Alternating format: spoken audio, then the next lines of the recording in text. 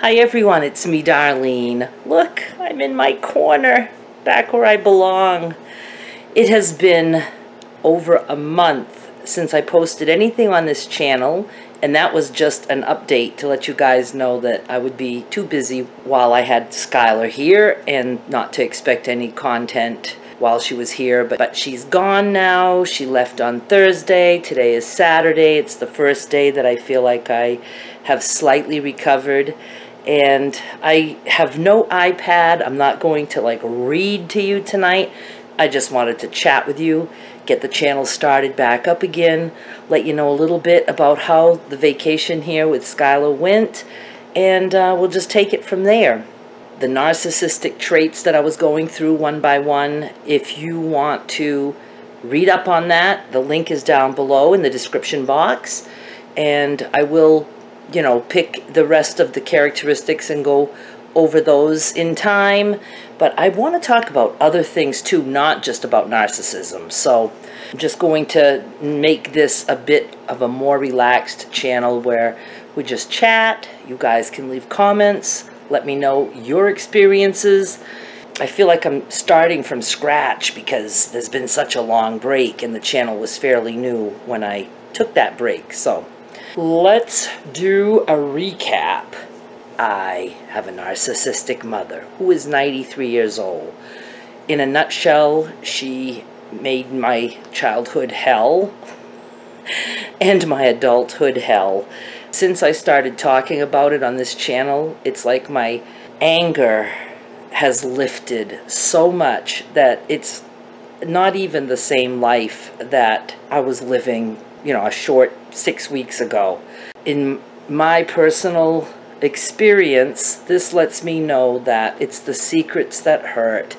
It's the keeping quiet that hurts. Although, when you talk, you have to talk to the right people. And I think that the people in your circle are not the right ones sometimes. Because if they're right in your family, they've probably had their own issues with whoever it is that's making your life miserable, or they may have experienced the opposite, so they'll think you're crazy for what you say. I'm sure so many of you know what I'm talking about. It's like just talking to a brick wall and nobody is grasping your words. Well, with YouTube, I can get the words out there. I'm sure there's many who do not grasp it. I'm sure there are many who do not like what I'm saying or think that it's wrong to air dirty laundry. But I think there are many of you out there who understand the healing power of just being able to say your words and be validated. So that's where I am right now, and I will tell you that it is a blessing that I started this channel before Skylar's visit, because it made the summer vacation a whole different thing. First of all, my mother gets I don't know if the correct word is jealous, but she certainly loses her narcissistic supply when Skylar is here, because I'm not with my mother as much and she can't just manipulate me the way she wants. And as Skylar gets older, I find that my mother gets further away from her. That's just the way my mother is. Especially a narcissistic female with a daughter or granddaughter, they are very jealous or envious of what the other person has, and it takes away from their stardom, so they learn to make it so that, how do I explain it?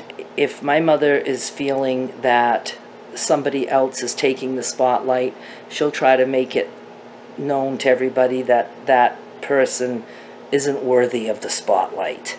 Let's just say this. I can see with my mother how she is now at 93, many of the same things as to how she was with me when I was a child. I can also see a lot of the same characteristics that Skylar has that I also had. So like if Skylar would have an attitude or something and she was frustrated and get upset and angry, I can relate to that because I felt that way. And I can understand that a child can get upset or angry, and they don't even understand why they feel that way. So they act out in whatever way. They might yell, they might throw a pillow on the floor. You know, they're just trying to get it out, and they don't know how. Well, when I would do that, my mother would just elevate the whole scene. So like if I would be crying and irritating my mother, you know, she would yell, but not just yell. She would yell like a crazy woman, you know, things like, "Are you ever gonna shut up? What are you doing?" You know, just, you know, really like scary. She was a scary woman to me. Now, again, I was a child, so maybe she didn't do exactly what I imagine, but whatever she did, that's how it seemed to me. It was very, very scary. See, here I am second-guessing myself already. I already want to make excuses and say, my memory isn't right, because I'm sure my mother didn't really act scary. It's just that I took it that way.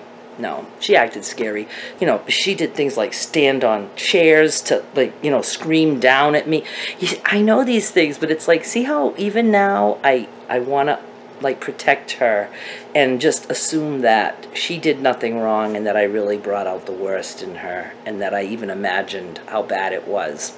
So what was emotional for me with Skylar for 5.5 weeks, and Skylar is 7, is that every time something came up, not just, you know, things that were like complicated, you know, like a grumpy child, even when things were awesome and wonderful, it just was painful for me the whole time. When Skylar was being awesome and a perfect child, it's like, oh my God, I used to be like that too. How could my mother have turned on me?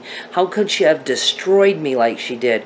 But then when Skylar was angry about something or grumpy, I would be like, oh my God, this is where my mother would lose it. And I can almost feel myself wanting to lose it. Because I don't know, is it because I'm my mother, or is it because I learned that the only way you handle a grumpy, angry, tired, homesick, scared child is to scare them even more? I don't know. But it would kill me when I would say, yeah, this is where my mother would lose it, and scream at me and scare me and hit me. I mean, physically hit me, not just with her hands, but with whatever she could grab, a stick, a spoon, the yardstick. I mean, it just, you know, whatever, belts. I got a lot of belts. And, you know, it was just very frustrating for me as a child, because I can remember just wanting to get my point across, and I would be humiliated that I wasn't allowed that freedom to have somebody understand that I'm hurt or I'm scared or stuff is happening in my childhood that shouldn't be, that I knew was wrong, but I had nobody to tell. You know, it just, so it was an emotional 5.5 weeks for me. It really was. But it went better than it ever has, because I handled my mother differently this time. She did, once again, get to the point where she was very, very sick and wanted to go to the hospital. Last summer, I finally gave in to that and called an ambulance, and we spent the whole day in the ER only to come home. Nothing wrong with her. You know, this time she was getting sick, and then all of a sudden one day, that was it. She, you know, wanted to make sure I knew she was sick and she's dying and she has to go to the hospital. So I told her that I would call an ambulance for her, but that she needed to call my sister and tell my sister to meet her at the emergency room, because I wasn't going this time. She was initially said, oh, you don't have to go, but she won't call my sister. She won't. You don't have to go. I'll just go alone. And I'm like, you really think you can answer all the questions on your own? You know, it's just like, she's never really done anything on her own. I always do everything. So I said, no, I won't call the ambulance if you're going alone, because I know that's going to end up being on me. But I said, I will call the ambulance if you call my sister and tell her to meet you at the hospital. So of course she didn't go. and she was fine. You know, but last year, you know, I gave into it. And this time I think I handled it in a better way, that I wasn't saying, I'm not letting you go to the hospital. She was perfectly okay to go to the hospital. You know, I would call the ambulance and tell them somebody will meet her at the hospital. And, you know, it's not my job to do every single thing. It just isn't. So this channel just has really helped me. It just really has, and I want to get back to it. This channel will never be as active as my main channel, but I am hoping to upload to this channel twice a week. That's what I have on my schedule. Of course, more if I need it. The thing I'm finding difficult though with this channel is that I tend to want to talk at night, or during the day I'll be like, oh, tonight I'm going to talk about this, but then sometimes nighttime comes and I'm just wiped out. So I may switch it to daytime. I don't know. We're just going to play it by ear and see how it goes. But the whole purpose for this video was just to say, hi, I'm back. And I know most of you know me from my main channel, so you haven't missed me in that aspect because I've been in your face every day. But I'm back to this and talking about all kinds of things. Anything you guys want to talk about, give me some ideas in the comments. You know, different things. Like I said, I'm pretty willing to talk about anything that I've gone through personally. Drinking, eating disorders, I haven't touched on that yet, but we certainly can talk about that. Obesity, what it's like to live in a world when you're obese, and just terrible self-esteem, anxiety, depression. Just there's so many things that I can talk about. And just everyday crap. So I'm going to just leave it at that for right now, and I'm going to try to actually get this uploaded tonight. So that's it. But I had a wonderful time with Skylar. There were some very tiresome spots for me because I'm a person who doesn't even like the sound of a phone ringing.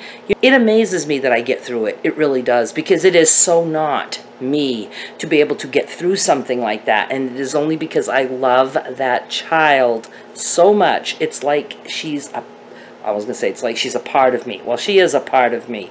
She's my granddaughter. She's more than that to me. She's like my second chance at getting it right, because I failed my son miserably when he was a child. I was a teenage alcoholic, and I know everybody says, oh, stop beating yourself up. You did the best you could.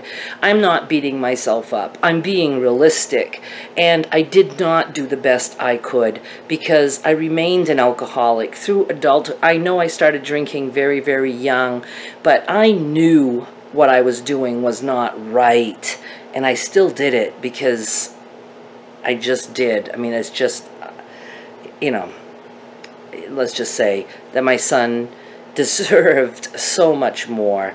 But we talk about it. Yes, he's forgiven me. He loves me.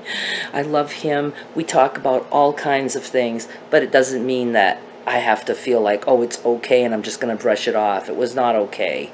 And I want to get it right with Skylar. I want to do better by her. You know, I'm sure there's going to be many crappy people in her life, but I'd like her to know that she's got somebody here that, you know, will be there for her and understands her and will help her. Okay, enough. I will just talk to you guys later. Bye.